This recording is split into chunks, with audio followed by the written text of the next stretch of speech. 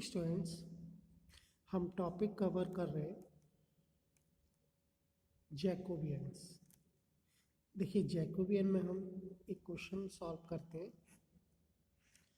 Question है, if u1 is equal to x2 x3 upon x1, u2 is equal to x3 x1 upon x2, u3 is equal to x1 x2 upon x3। यानी यहाँ पर तीन function हमें given है, u1 u2 u3, और तीनों किस के फंक्शन हैं, यानी इनके वेरिएबल्स क्या हैं, x1 x2 x3। हमें क्या शो करना है, del u1 u2 u3 upon del x1 x2 x3 is equal to 4, या Jacobian of u1 u2 u3 is equal to 4। इन जैकोबियन हमें फाइंड करनी है इन तीनों फंक्शन की, और उसका आंसर 4 आना चाहिए। ये हमें प्रूव करना है, ठीक है।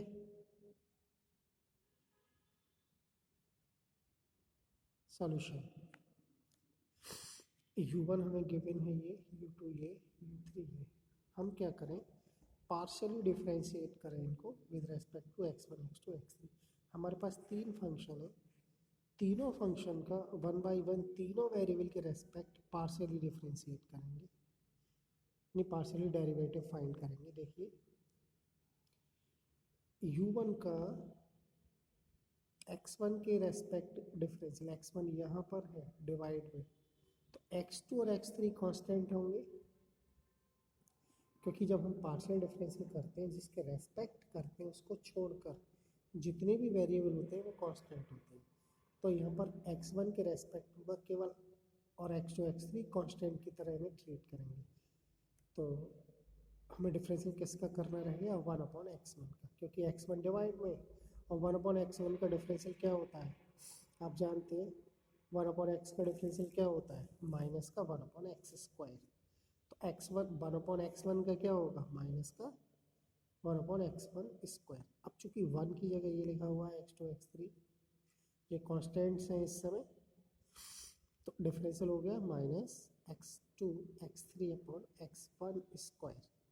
ठीक, x2 के रेस्पेक्ट करते, तो जब हम x2 के रेस्पेक्ट डिफरेंशियल करेंगे तो x3 और x1 कांस्टेंट की तरह ट्रीट करेंगे इन्हें, केवल x2 ही वेरिएबल है, तो x2 का डिफरेंशियल x2 के रेस्पेक्ट क्या होगा, 1। जैसे कि x का डिफरेंशियल x के रेस्पेक्ट 1 होता है और y का डिफरेंशियल y के रेस्पेक्ट 1 होता है, ठीक वैसे ही x2 का डिफरेंशियल x2 के रेस्पेक्ट 1 होगा, तो 1 इंटू x3 डिवाइड में x1, ये दोनों कॉन्स्टेंट्स हैं इसलिए इनके डिफरेंशियल नहीं होंगे। तो u1 का पार्शियल डेरिवेटिव x2 के रेस्पेक्ट ये होगा। सेम प्रोसेस अब हमें x3 के रेस्पेक्ट करना है। देखिए, del u1 upon del x3 क्या होगा, x3 वेरिएबल होगा और x2 x1 कॉन्स्टेंट्स होंगे। तो x2 x1 को छोड़ना पड़ेगा, केवल x3 का डिफरेंशियल करना है, वो भी x3 के रेस्पेक्ट क्या होगा, 1 होगा। तो क्या रह जाएगा, x2 इंटू 1 यानी कि x2 divide x1। Same process हमने इन दोनों के लिए भी अप्लाई किया, आप देख सकते हैं।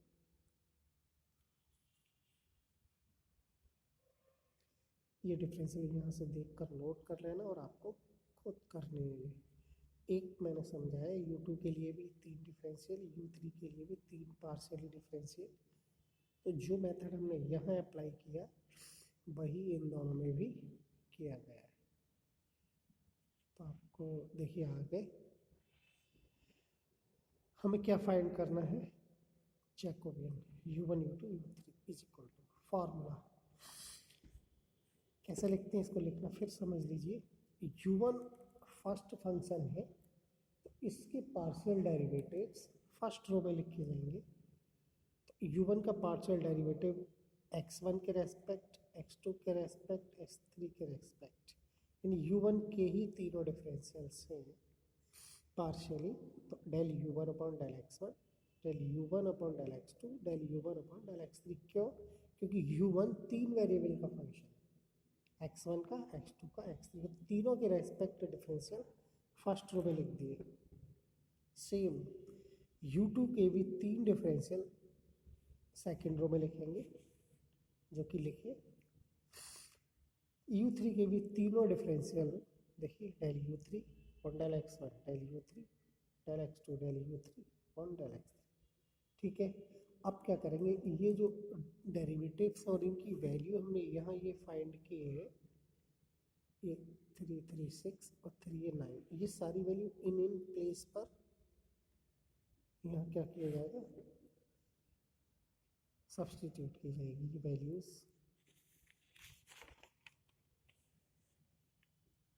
और वो सब्स्टिट्यूट हमने यहाँ कर ली। वहाँ हमने आपको दिखा दिया, वहाँ से उस डिटर्मिनेंट में जहाँ del u1 upon del x1 है तो उसका डिफरेंशियल ये हुआ था, और del u1 upon del x2 है उसका डिफरेंशियल ये था।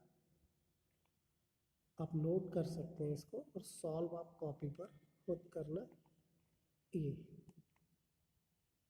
ठीक है, अब देखिए सेकंड स्टेप, इसको सॉल्व करने के लिए हमने क्या किया कि फर्स्ट रो से हमने कॉमन लिया 1 upon x1 square, second row से कॉमन लिया 1 upon x2 square, third row से कॉमन लिया 1 अपॉन x3 स्क्वायर। देखिए कॉमन लेने के लिए हमने ये देखा कि यहाँ पर x1 स्क्वायर है इसलिए कॉमन ले लिया, यहाँ पर x1 है, यहाँ पर भी x1 है, लेकिन यहाँ स्क्वायर चाहिए ना, कॉमन हमने स्क्वायर लिया है तो x1 की मल्टी करने से यहाँ स्क्वायर हो जाएगा। क्या हो जाएगा, x3 x1 upon x1 square, x2 x1 upon x1 square.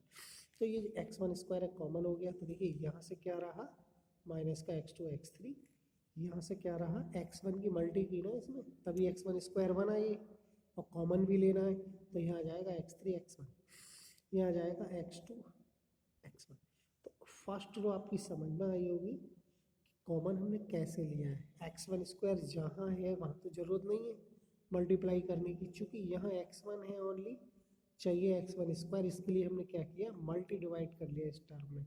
तो x3 x1 देखिए यहाँ आ गया, और जो नीचे का x1 स्क्वायर था वो कॉमन, तो तीनों में से कॉमन जाएगा ना तभी तो कॉमन आएगा फर्स्ट रो में। सेम प्रोसेस हमने x2 स्क्वायर के लिए भी किए हैं और यहाँ x3 स्क्वायर के लिए भी किए हैं। तो यहाँ भी वही मल्टी डिवाइड, जहाँ केवल x2 है वहाँ मल्टी डिवाइड करनी पड़ेगी x2 की, तो ये हो जाएगा x2 x3 x2 x1 x2, और ये x3 x1 है ही ऑलरेडी, और ये कॉमन जाएगा। तो ये स्टेप कॉपी पर लिखना, कॉमन लेना, तब इसकी कैलकुलेशन। देखिए अब आगे और इजी कर लें इसको।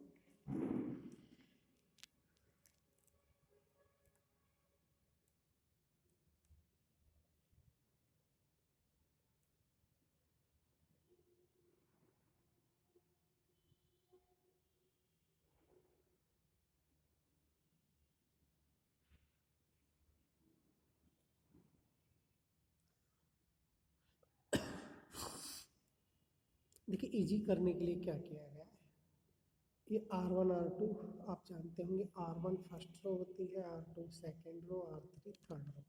हमने क्या किया है R2 को चेंज किया है R2 प्लस R1 से।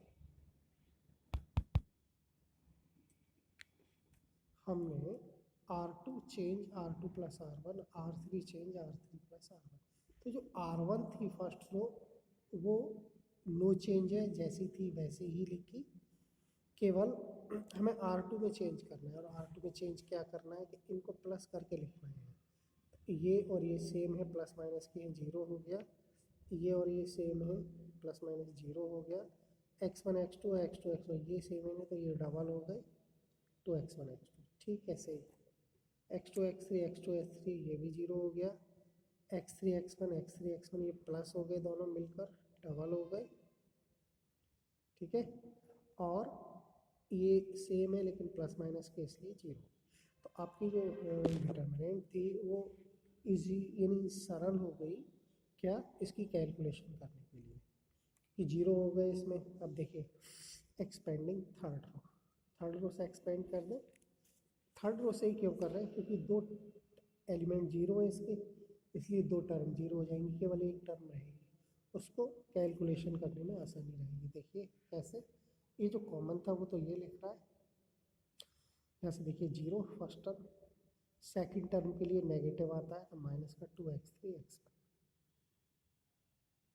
तो 2x3 x1, तो ये कैंसिल और ये कैंसिल, इसकी मल्टीप्लाई इससे और जीरो की इससे, क्या रहेगा देखिए, -x2 x3 की मल्टीप्लाई इससे, -x2 x3 to x1 x2, ठीक है। और थर्ड टर्म प्लस जीरो, इसलिए एक टर्म की ही हमें मल्टीप्लाई करनी पड़ेगी इसमें।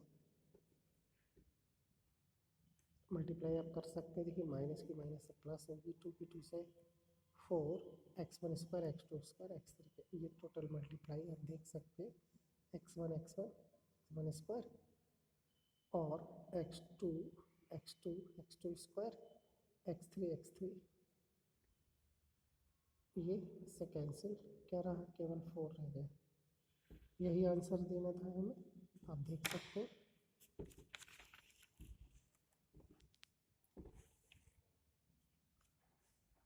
E4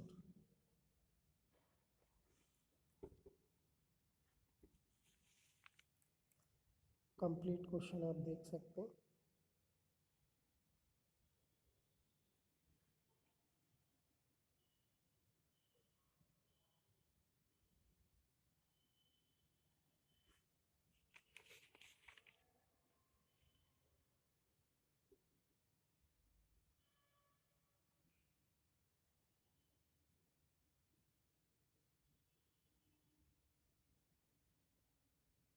ठीक है।